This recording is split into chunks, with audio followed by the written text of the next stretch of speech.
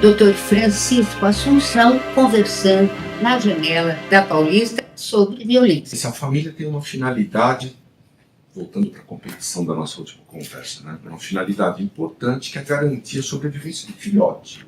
A princípio, ela tem essa finalidade.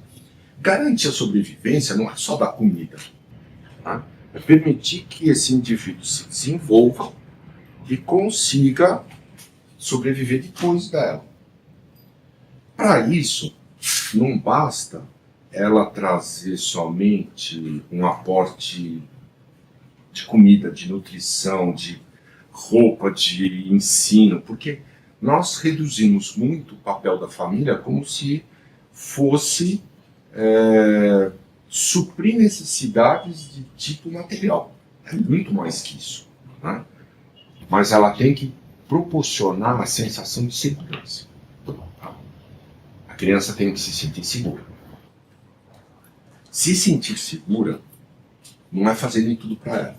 Pelo contrário, para ela desenvolver resiliência, capacidade de reagir a situações estressoras, ela precisa ser exposta a situações estressoras, senão ela não desenvolve. Então aí você já tem um primeiro problema da nossa família.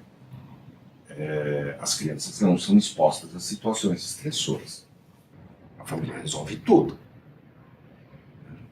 Se falando de ambientes mais sofisticados, de ambientes menos carentes, né? Mas a família, ela superprotege, então nós temos uma geração de superprotegidos, não só pela família, como pela escola, né? Então esse indivíduo não desenvolve resiliência. Em segundo lugar, e apesar de nós sermos uma geração, nós os pais, né, sermos uma geração que nunca teve nenhuma com tanta informação sobre como criar filhos, nós desaprendemos. Nós não sabemos criar filhos mais.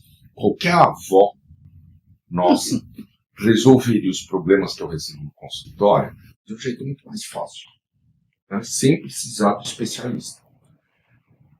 Eu costumo brincar com os pais, eu falo assim, sabe por quê? Porque elas erravam com convicção. O senhor quer acertar sempre na dúvida, então não errar. Porque isso falta coerência. Então eles perdem a coerência do que pode fazer.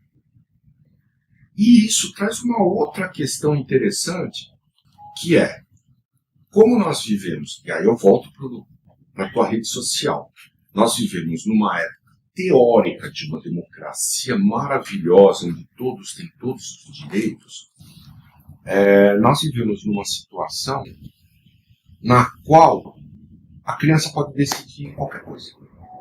E isso não é verdade, porque ela não tem aparato cognitivo para resolver quase nada. Então, você começa a ter absurdos, né? Por exemplo, uma criança com 4 anos, ela sabe que ele é o Joãozinho. Ponto. Filho do seu João e da Dona Maria. Ponto. Ela está começando a olhar o corpo dela. Eu usei o Joãozinho, a gente usa a Mariazinha, tanto faz. Ela está no momento onde ela vai começar a olhar para o corpo dela e começar a descobrir que o corpo dela é parecido com o do pai e da mãe. Ponto, acabou aí. Só que a gente já começa a receber crianças que a família fala assim, ele tem 6 anos, ele quer ser menina, é um direito dele. Não, não é. Ele não sabe ainda o que ele está falando. Ele não tem direito de decidir se ele vai para a escola. Ele vai para a escola. Isso é segurança. Percebe? Isso é segurança psíquica. Por quê? Porque uma criança de 6 anos... Aliás, imagina qual é o maior problema de um adolescente quando ele vai prestar o vestibular. Ele tem dúvida se vai dar certo. E ele tem 18 anos, 17. Como que eu pego uma criança de 6 e ela decide e eu acho que é perfeito? Então, você começa a ter também esse tipo de coisa, que é uma família. Primeiro que é nuclear. Você, como eu, tivemos famílias extensas. Pai, mãe, tio, primo, que é uma rede de suporte muito maior. As famílias hoje são nucleares. Pai, mãe e filho. Por muito 2. Você teve a possibilidade de construir uma rede social lúdica. Hoje você não tem mais isso.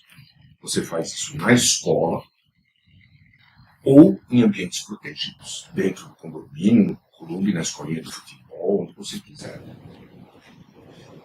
E você tem ausência de criação de valores, porque o pai e a mãe estão fora, quando estão dentro de casa, eles estão preocupados com o celular e com a rede social. E essa criança tem o direito de decidir que ela quer dar vida com 5 anos.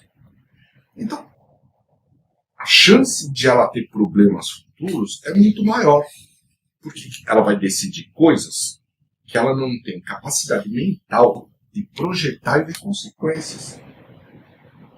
Então, a chance de ela quebrar a cara a médio e longo prazo é grande.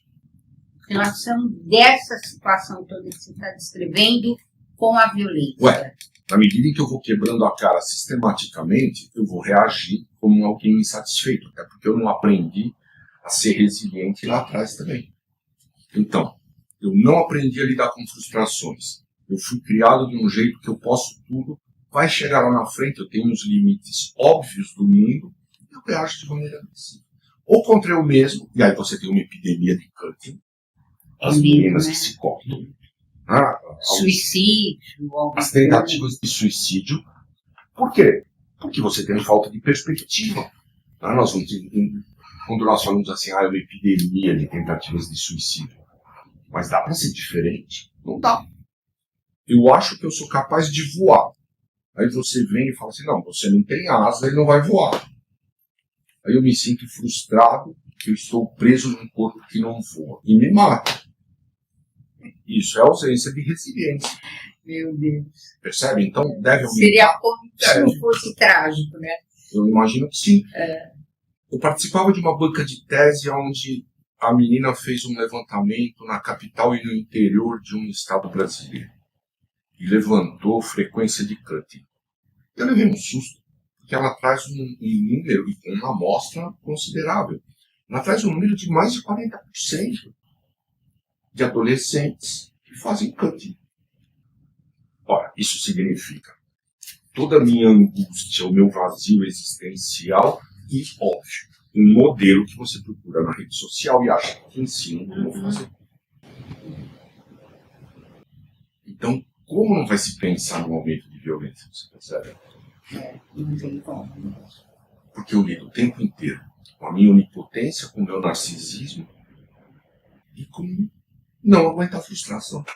Caminhos? Tem algum?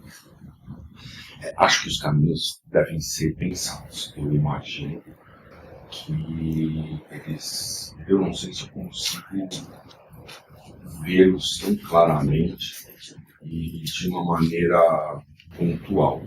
Mas eu acho que é um momento de nós pensarmos que caminhos nós vamos tomar para, pelo menos, minimizar o problema. Ok. Obrigada, doutor. Eu que agradeço. When I grow too old to dream, I'll have you to remember.